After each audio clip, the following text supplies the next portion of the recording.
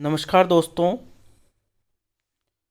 मैं Dharmendra Kumar Meena, assistant professor राजनीति विज्ञान, राजकीय महाविद्यालय कुशलगढ़ और हाल ही कार्य व्यवस्थार्थ राजकीय महाविद्यालय बोली।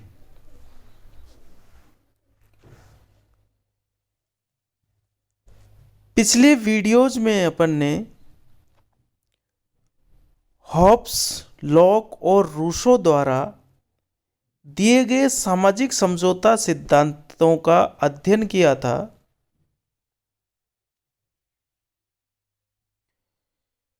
हॉब्स, लॉक, रूसो ने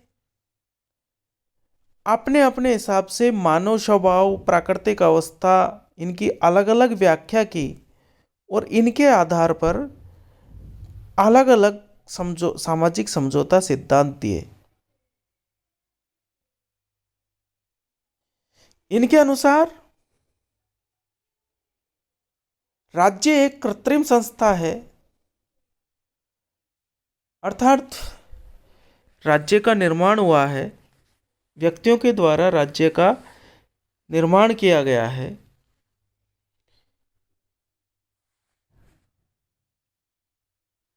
और राज्य का निर्माण व्यक्ति की सुविधा के लिए किया गया है।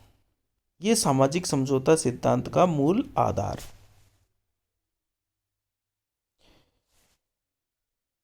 आज अपन सामाजिक समझौता सिद्धांत की आलोचना करेंगे।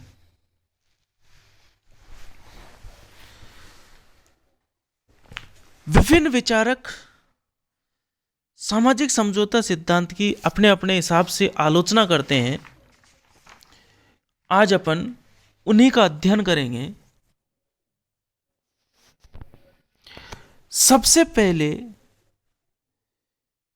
बर्क इसकी आलोचना करता है और कहता है कि सामाजिक समझौता सिद्धांत राज्य को मनुष्य का बनाया हुआ खिलौना मानता है। वास्तव में राज्य मनुष्य का बनाया हुआ खिलौना नहीं और न ही कोई व्यापारिक कंपनी है जिसका जब चाहे निर्माण कर लिया या जब चाहे बना लिया और जब चाहे समाप्त कर दिया। राज्य तो एक स्थायी संस्था है जिसका विकास हुआ है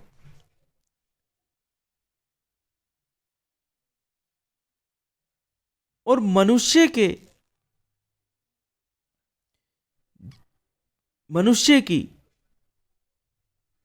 सुरक्षा और शांति के लिए यह बना हुआ है। तो बर्क सामाजिक समझौता सिद्धांत की आलोचना करते हुए कहते हैं कि राज्य मनुष्य का बनाया हुआ खिलौना नहीं है और न ही कोई व्यापारिक कंपनी है जिसका जब चाहे बना लिया और जब चाहे समाप्त कर लिया। राज्य एक स्थायी और शाश्वत संस्था है।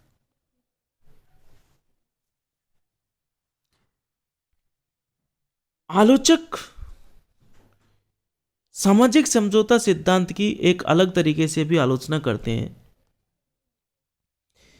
सामाजिक समझौता सिद्धांत कानूनी दृष्टिकोण से मान्य नहीं हो सकता क्योंकि किसी भी समझौते की वैधानिकता के लिए आवश्यक है कि शर्तों की पालना कराने के लिए कोई उच्च शक्ति हो, परंतु सामाजिक समझौते में ऐसी कोई शक्ति नहीं होती। क्या कहते हैं आलोचक कि देखो, समझौता शब्द का मतलब आपस में समझौता कराने वाली कोई संस्था हो जो समझौतों की शर्तों का पालन कराए।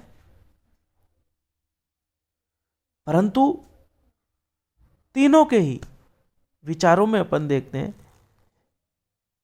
कि सामाजिक समझौते में ऐसी कोई शक्ति नहीं है या सामाजिक समझौते से पूर्व ऐसी कोई संस्था नहीं थी जो इस समझौते की पालना कराएं या इस समझौते को लागू कराएं।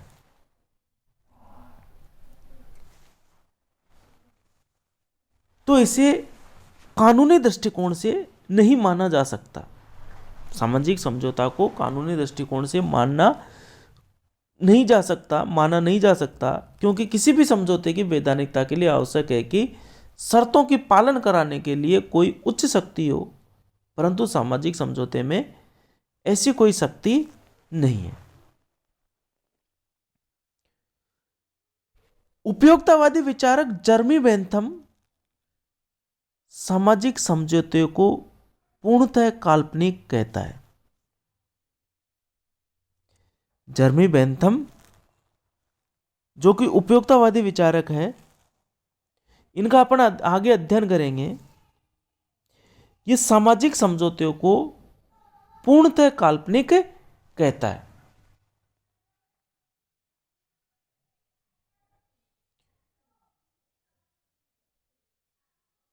सामाजिक समझौता सिद्धांत के अनुसार प्राकृतिक अवस्था में लोगों को कुछ प्राकृतिक अधिकार प्राप्त थे, किंतु अधिकारों का जन्म तो समाज में ही हो सकता है, समाज से बाहर नहीं, और प्राकृतिक अवस्था में समाज ही विद्यमान नहीं था। सामाजिक समझौता सिद्धांत में अपन ने देखा कि हॉब्स एक प्राकृतिक अधिकार की बात करता है, जीवन के अधिकार की। जॉन लॉक जीवन, स्वतंत्रता व संपत्ति, तीन प्राकृतिक अधिकारों की बात करता है। जॉन लॉक तीन प्राकृतिक अधिकारों की बात करता है।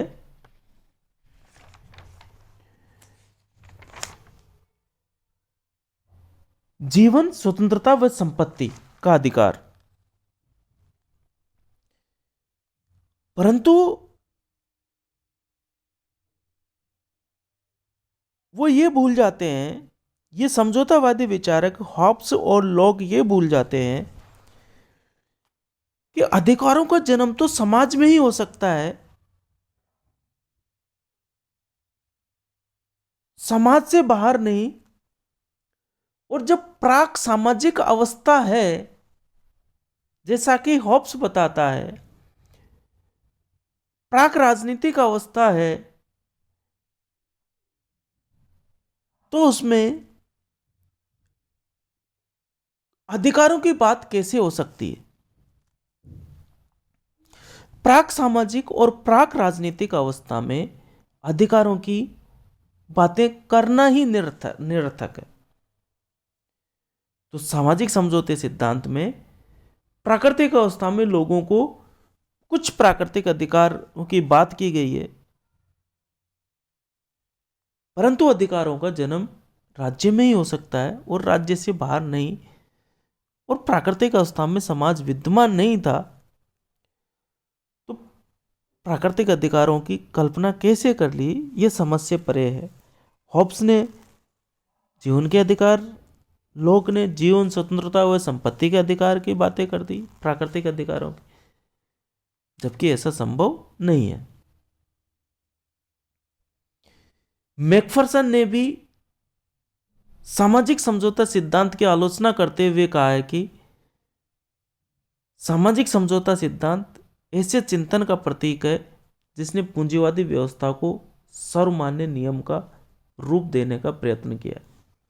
मैकफरसन सामाजिक समझौता सिद्धांत की आलोचना करते हैं और कहते हैं कि इस सामाजिक समझौता सिद्धांत ने इस पूंजीवादी व्यवस्था को सर्वमान्य नियम का रूप देने का प्रयत्न किया।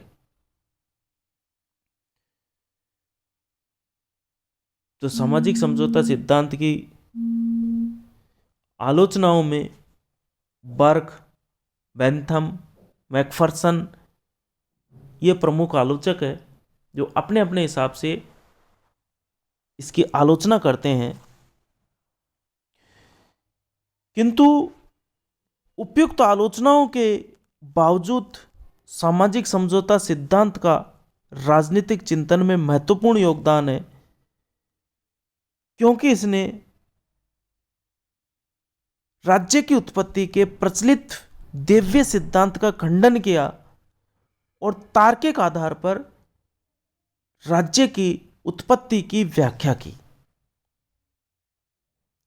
जो कि राजनीति विज्ञान के चिंतन को वैज्ञानिक बनाता है।